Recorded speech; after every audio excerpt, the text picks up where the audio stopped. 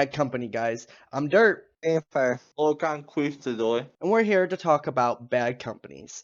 So, the topic of today is what is a bad decision for a company? Carl? Letting one bad thing I think is letting anybody just work, meaning like druggies. Oh, okay. So like Because not there's doing not doing good background background checks. checks. Yeah, I was getting ready to say that myself. So not doing background checks and knowing who is working for you. Okay. So I Tyler? mean, me personally, I'm gonna throw it like this. Anything that makes the company itself look bad, whether it be done by you, an employer, employee, just somebody within the company. Okay. So, my thing is, I think a company looks bad when they expect the world from everybody but expect nothing from them. So, meaning like they expect you to work holidays, but the CEO don't work holidays. Their headquarters don't work holidays, but you do. Stuff like that. Name some companies, say what we think is bad, and say how they can fix it and why they don't. Carl. Is Uber. Uber. Okay. And what do they do wrong? Well, they like Or is it again it's like a temp service type thing, and they don't really have a clue on who's working for them. they just kind of like hire anybody? Yes. Okay. And like what necessarily makes that bad though? Like for an example, so like are you saying like the people that they're hiring are doing bad jobs? Or making in a way they are stealing the customers' foods Okay. I mean that and is a good. not actually delivering the food to them. Okay. All right. I mean, definitely makes sense. I mean, that is definitely something that they should definitely fix because I mean, I'm not gonna lie. I'm a fan of Uber and DoorDash, and I've ordered through a couple of their services, and sometimes my orders are not the same. Like I'll order something and they get me something that's not even what I ordered. So I can completely understand that. Tyler? Let me ask you this though. Let me follow up and ask you this. Mhm. How can they really predict if somebody's gonna steal food or not? That's true because their record could be clean, and if they did a good background check, they could just been like, "Well, I'm hungry." Yeah, I mean, everybody at some point does something for the first time. Well, I mean, It's not even just for the first time, but everybody does something stupid. right, and it's like how can you really Predict predict if that, somebody's gonna steal food? Carl. Good answer. See, I'm now he's not. dumb. Yeah. So like so just in Carl's defense, you're correct, Tyler, 100%. I mean, I agree with you, but Carl's also not wrong though. They could turn around and do a little bit more digging, look in your past. They could turn around and like if someone reports it, because the report system is terrible. If you report your food was stolen, I mean, you should get your money back, and they should be fired. 100%. Agree. But the way that they have their system, it's like a rating system. So like if you get like I think it's like 3 or 4 bad strikes, then they fire you. But you can still turn around and reapply. Yeah, but I mean, In at my that point, if they rehire you back, then they're just stupid. That's true. No, They're, that is. they're basically promoting you to do that that. in a way that's what happened, because I have a few friends that actually did that and they still got hired back. I was gonna say I do know that it's just like I mean I wouldn't say it is a temp service, but just like a temp service, anybody can do it as long as they have a vehicle. Right. Well, Um.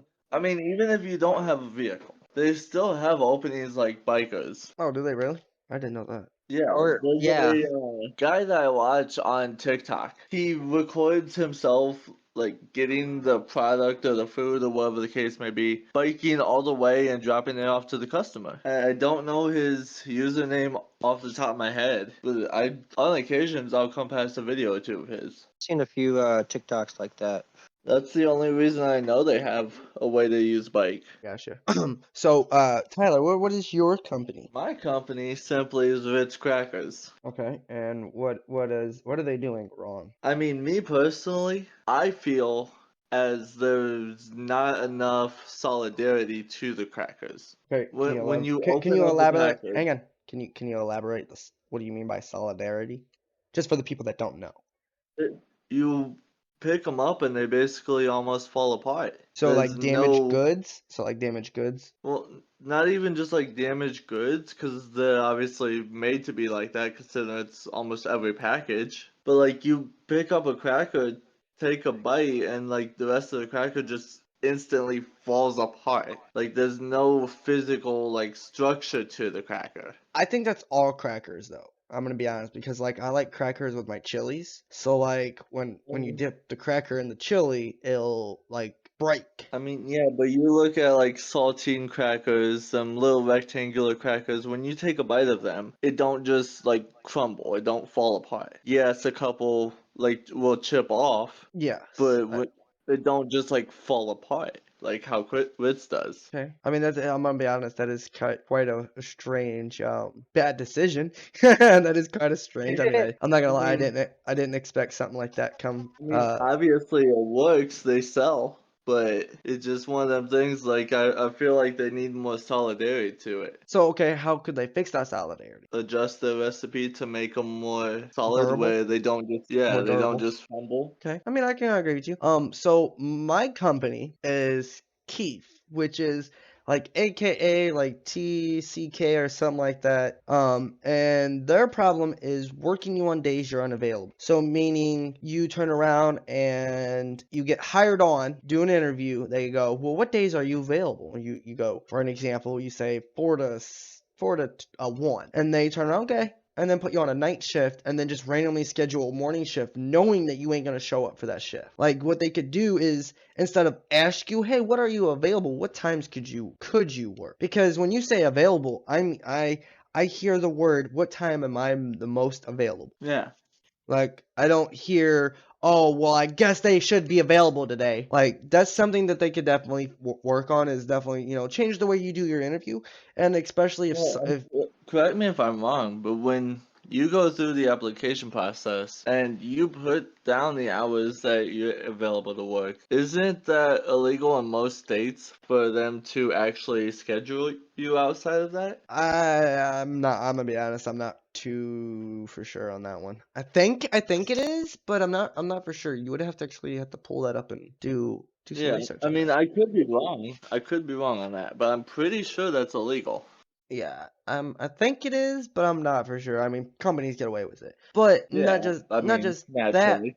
but not just that. Like when they expect you to return the equipment, like this is another factor with that. When they want you to return their equipment, like any company, they should. I mean, yes, I brought your equipment, but you should be the one getting it to make sure it's all accurate and correct. Not, oh, well, you gotta bring it. I ain't gonna touch it. You gotta bring it. That's a Yeah. problem. Like, because that tells me you don't care about your equipment and you just toss it and get brand new. That, or you wait months to do it. And no offense, when you do a company, it should be done right then and there. So with that being said, Tyler, do you have like any questions? Any scenarios? Anything for us? Not off the top of my head. Okay, so I don't mean to steal something from somebody else, but I heard this, I guess you could say, the saying the other day, and it was kind of interesting. And actually, as we started talking about these businesses, kind of got me thinking of this idea. So, say you're walking in the park, okay, and then both of you. You're walking in a park and you come across this bench. And this bench, when you sit on it, you feel happy, you feel fulfilled. You get all these feelings of like happiness and worth and trying to think of the other term. I think it's solidarity or something like that. But pretty much you feel really good on this bench, and like it feels like you could live on this bench and not need anything else, pretty much. Okay. You sit on this bench for a few hours and ponder on what you feel. You get up and everything comes back to normal and dull. You go home, you sleep the night, you come back, sit on the same bench. But this time when you sit on the bench, you're told by just a random person, told that this bench will disappear by tomorrow if you get up off this bench. The only way to keep this bench is to give up everything that you have in your life and sit on this bench. The moment you get up. Like, if you come back tomorrow, it's gonna be gone. What would you do? Would you sit on the bench forever, or get rid of everything that makes what you consider happiness? I would walk away from it. Walk away from it. And why? I wouldn't, just because if you're gonna sit there, you're just worried about that bench. No. You're not worried about the bench. Like, the bench will never disappear as long as you don't get off. So like, this bench, when you sit on it, it gives you fulfillment, happiness, it gives you encouragement, like it gives you everything that you pretty much desire in life. I would sit on that bench then. So you would Because you would give up everything that you have to sit on this bench, because that is the deal. Like if you get off this bench this day Yeah. and come back tomorrow to sit on this bench will not be here no more. oh no, I'll get off because I got priorities. Right, but say And them, but say them priorities didn't exist. Like I mean, say for an example, your One of the- kids, like your I mean, kids, you even would, so, like when you say you have priorities, wouldn't that fall under being on the bench as well? Well, I mean, Because if it that, fulfills everything, including happiness, and as long as your priorities fall under happiness, right, I was gonna it say, kind I was getting ready, honestly, thank you. I was getting ready to say that, and your kids, like as you sit on this bench for an example, like for you, your kids won't need you. They'll get what they need. They'll be taken care of. They'll know who you are. I mean, like everything like that's taken care of. But in order to take that option, you have to give everything up. That means no more family. I mean, you don't get me wrong, you will no longer see them. But this bench gives you everything and everything that they need. Like it fills everything you want in life. Would you sit on this bench and not give it up, or would you walk away from it? I'll come back to you, Carl. Tyler, what would you do? I would stay personally And why? because I'd be happy and content in life. I would have everything that I need. Okay. Can you elaborate a little bit? I mean, if all my priorities and my needs are made, and I'd be at max happiness, what else is there to want? Okay. All right. Carl, back to you. So would you stay on this bench? I'm not for sure. You're still gonna have to go, and then I'll have to go next Okay, all right. probably. So me, honestly, I couldn't sit on here's the kicker. When you sit on the bench, you feel it. Okay, you feel everything that's flowing through you, and you kind of feel serenity. But my serenity is not a place I want to be. And meaning by that, and I'm gonna go in a little more depth here. What I mean by that is the things that I have in my life is what makes my serenity. My business, my kids, my family, all the objects I've ever bought, the money that I've spent, the blood and sweat and soul that I've put into everything. No, I couldn't sit on the bench. Don't get me wrong, I would sit on the bench for a little bit longer just to take it all in, and then I would give it up because I'm gonna be honest, I couldn't give up my family. I couldn't give up my business. Something that I dreamed of making. Like, I could not give that up. So, like me, no, I would not sit on this bench. And the reason is because, like, what makes you happy is not the destination. It's the journey. It's the journey. Because, I mean, hopefully, you will feel happiness from this bench. But is it true happiness? So, I'm going to go back around the table real quick. Carl, would you give up the bench or sit on the bench? I would give up the bench. Tyler. I mean, See, realistically speaking, for me, if it was there, like visibly there, and I could Only to you. Only to physically you. Only to you. It's Oh, only yeah. there to you. 100% I would still sit. However, that to me is I would say fantasy ideal. So sitting on the bench would be a fantasy? No, like the scenario at hand Okay. is a fantasy scenario. I know it's never gonna happen. Though if it was to happen, I would probably sit on it. Okay. And Carl, why would... I would also have my girl sit on it with me, even though she can't see it. Oh, I would no. still Like, have if her she goes to sit. sit on this bench, she'll fall straight to the ground. Like, there is no her sitting on it. I mean, unless she Oh, well, sat see, on... that's a different story. Unless she sat on your lap, that's the only way she could sit on this bench. Like, it's only there Then to you. sit on the bench with me via my lap. But she would not feel the same things you feel. That's the kicker. You have to physically sit on this bench. Like, and it only exists to you guys. I mean, us, more or less. Like, and it's not like, me and Carl is at the same park sitting on the same bench. No, it's just a bench for you. Like, and I'm gonna put a pin on that for a second, Tyler. Carl, I wanted to ask you, why would you give up the bench? Well, it's basically what you just basically what you just said. Okay. That's honestly what I was gonna go for in the beginning, but I got fucking stumped with what you were saying. It's a philosophical question. Okay, now Tyler, I'm gonna make a comment to what you said. I would like in a dream, I would love to sit on this bench, but there's too much writing that I have already done and met that I wouldn't give it up. I wouldn't give it up for a million years. That's the kicker. Like that makes it different. And it's everybody. It's the answer is going to be different. So like to me, it's my kids. To Carl, it might not be his kids. It might be his wife. To you, you know, I mean, no, you have your It's not girlfriend. your family. Right. But my point is like Tyler, you know, Right. you have your girlfriend and a business. But that's it. You know what I mean? And I mean, don't be wrong. You have your friends like me and, you know, Carl, you know, so like, you know, you have us to hang on to, but it seems like you would rather give all that up just to be happy and content. And I'm saying like this, if this was a realistic question, like this was all realistic. Now, if it wasn't, then dream-wise, I mean, you wouldn't make the bad decision. I mean, you would make the correct decision, but the factor is that there is no just straight happiness. Yeah. Like that was the point, is that there is no straight happiness. I mean, yes, it is happiness, but it's not your happiness. It's not true happiness. And the point of this question was that companies don't give you this. And that's actually why I brought the question, is because companies don't give you true happiness like they should. Yeah. Like, more or less, the companies nowadays just want to push. Work.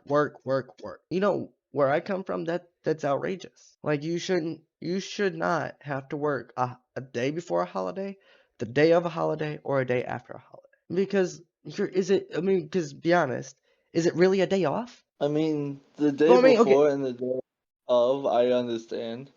But I mean, when it comes to the day after, I mean, So like I hang on, on New always Year's, just look for the work day. again, so like New Year's, for an example, Mm. you would expect people to come to work hungover. Not necessarily like first shift, But but that's when what it I'm comes saying. like third shift most definitely. The day Okay, I mean, after third shift, pull up. Second shift, give it a test run, see if they'll come in straight. If they do, do it. If not, half a shift. First shift, I would say have off for obvious reasons. right. No, and like my thing is like you know, Christmas, for an example. For me, Christmas is not easy. And I don't mean like paying for it or affording it. What I mean is Christmas Day is legit like a whole work day, dude. I'm running around to 8 different places just for a Christmas. Yeah. So like Yeah. after that, dude, I'm dog ass tired and then just want to sleep for a whole day. Like that's what I mean. Like you can't expect someone to come over hungover. You can't expect someone to pretty much, I mean, no, they wasn't working, but they was still technically working. I mean, even though it's a holiday, it's still technically a work day for families.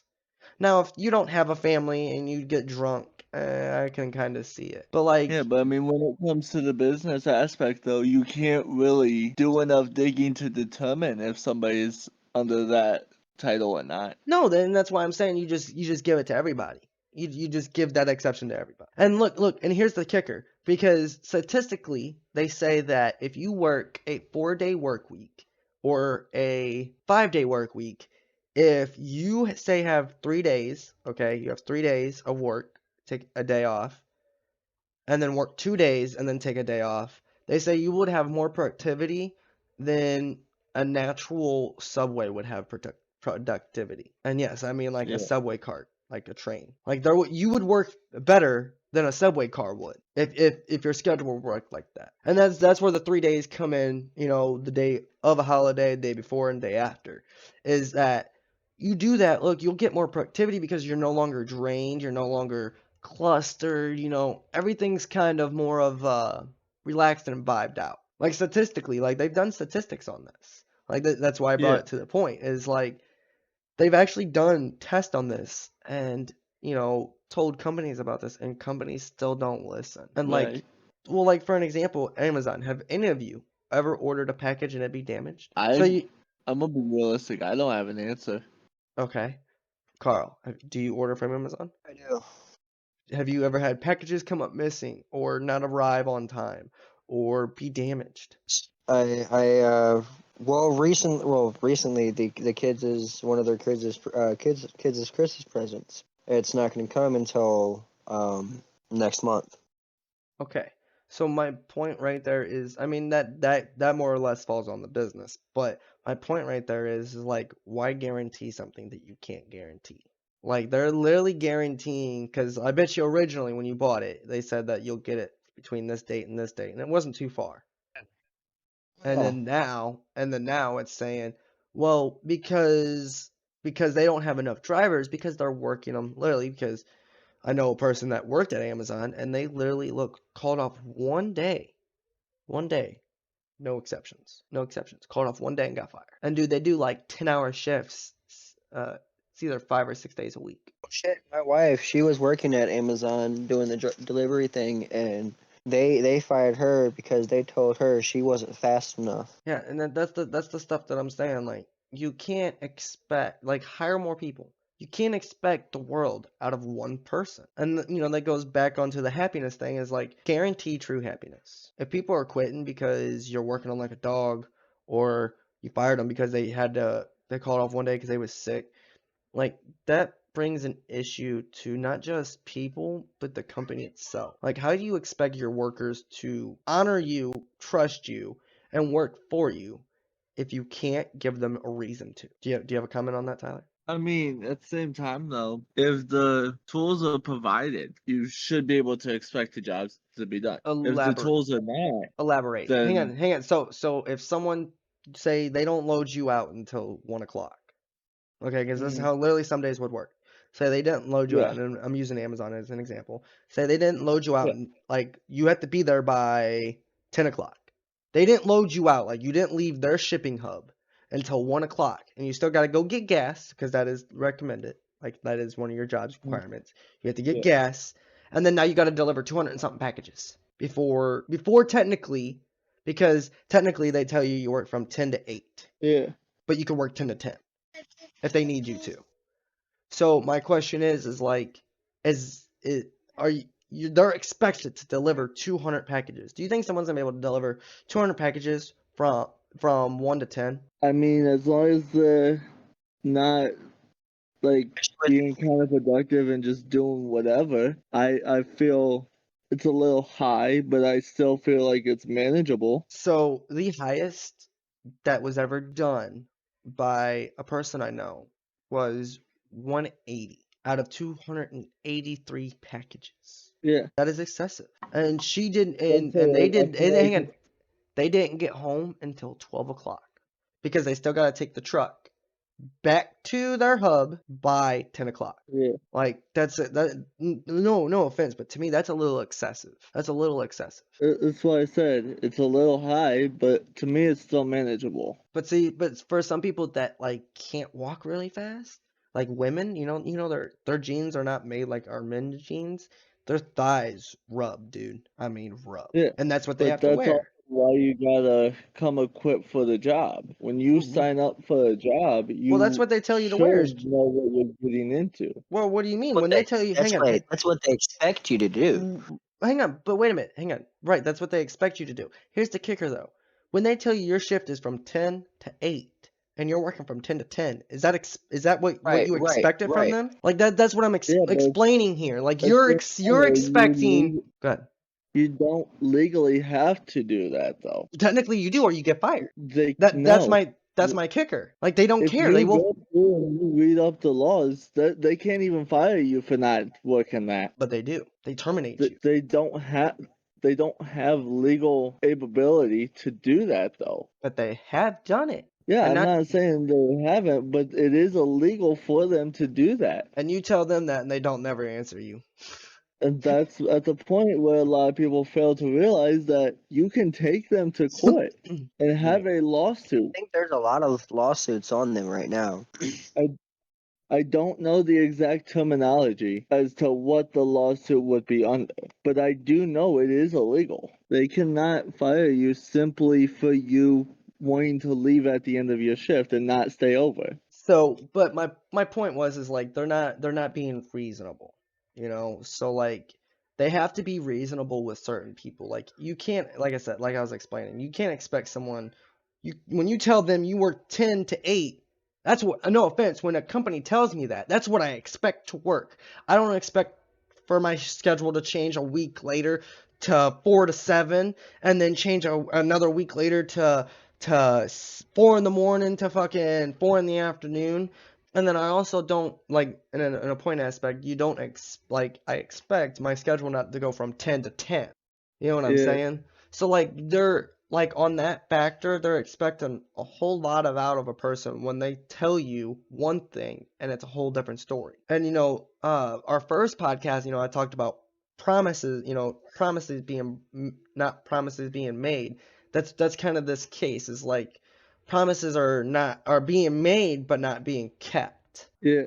And as a business aspect, that makes you look bad. And Carl said something about how, they have a lot of court cases going on them right now. Amazon does, and it is true. They I actually. just looked. I I was just gonna, looked it I up, was gonna say and they quite have. Go ahead. recently, 17 states have sued the tech giant, accusing it of harming small businesses and shoppers. Like they do have definitely some court cases on it, because it's definitely a thing.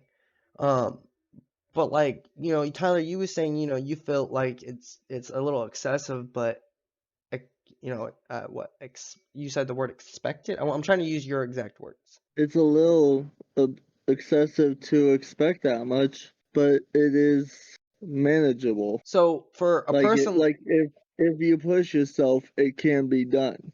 okay, so no offense, and I don't mean to be mean to like obese people or not, and fat people, Yeah. but like in your case, Tyler, yeah, it could be manageable. But what about to a person that's 300 pounds? I mean, at that point, though, if you're, I'm not trying to fat shame or anything, but if you're 300 pounds, you should be, in my opinion, doing like a sit down job or something where you don't necessarily have to get up and down constantly. Well, what happens? They chose to do that job because that job, ain't. And that is on them. They are the ones that chose to be able to sign up, apply, and get the job. They are the ones that should be Yeah, able to perform the duties. right, expecting to do a 10 to an 8, not a 10 to a 10, and have to deliver Right. 300 That's what I'm saying, packages. That's what I'm saying. Like, to that aspect, work the shift you're scheduled to work. But at the same time, when it comes to that shift duties, you should be able to perform those within the time period allowed within that shift. What do you mean by that? Just elaborate for the people that don't know. Okay, so for example, McDonald's. When you're a cook for McDonald's, you're expected to make people's burgers within a certain amount of time, right?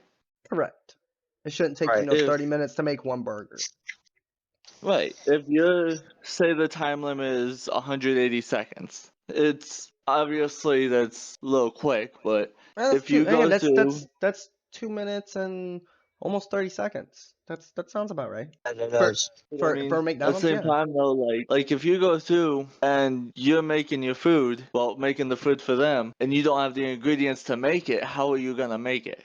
That at the point is the person that's running the grill and or fryer. Well, hang on. Are At you that meaning? point, it Hang on. falls back to them. Wait. Are you meaning like out of like they don't have it by them no more, or like they can like the store is They run completely out. out? They Like run the, out. Oh, They have then none if in the shelves to hang on, be hang on, able hang to on, put hang, on hang today. on. okay. Then it's not on the cook. Then it's not on the cook. It's actually No, on the It goes manager. to the it's fryer. on the. What I'm getting at though is if you don't have the tools, you can't do it. Correct. I mean, that is correct. A woman or a man, for that case, that's 300 pounds is not necessarily equipped with the tools to be able to do that many packages a day or a shift. No, you ain't wrong, but this is where they get you, okay? And this is so like I was getting ready to say is like, okay, so this is how this is seriously how they get their employees.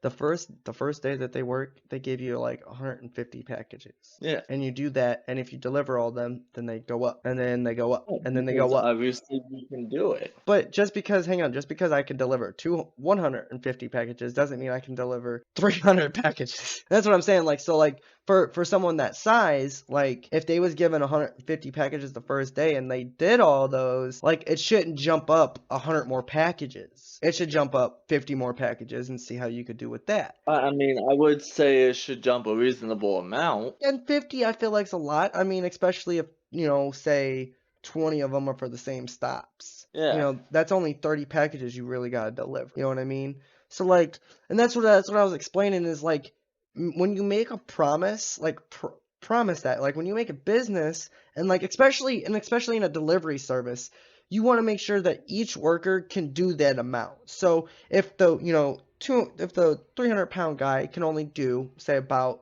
let's say 170 packages, if he can do 170 packages, just because he can do 170 packages doesn't mean the next person can't do more than that. Now, but Right. my point of bringing that up is that like they can turn around and negligate it to certain people. So like they test you and realize you can't deliver 200 packages by 10 o'clock. Yeah.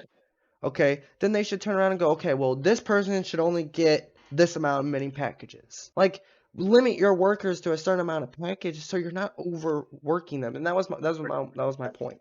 It's like they're physically overworking their workers trying to get them to deliver so many packages. So like, things like that is what makes a company and what makes it a bad decision. Like Amazon has Yeah. the right idea, but like I don't know if you've seen like TikTok videos of people talking about how their packages are just thrown, dude. I mean, Yeah. luckily, and then thank God, I have never had a package thrown. But would you want to go through that? I mean, I don't. And that tells me if our deliveries are being thrown, the workers are not happy. You know what I'm saying? Yeah. Either of you got anything else to add? Anything you want to say before we go ahead and end this bad company? Remember to stay in the shadows. There you go. Remember to stay in the shadows.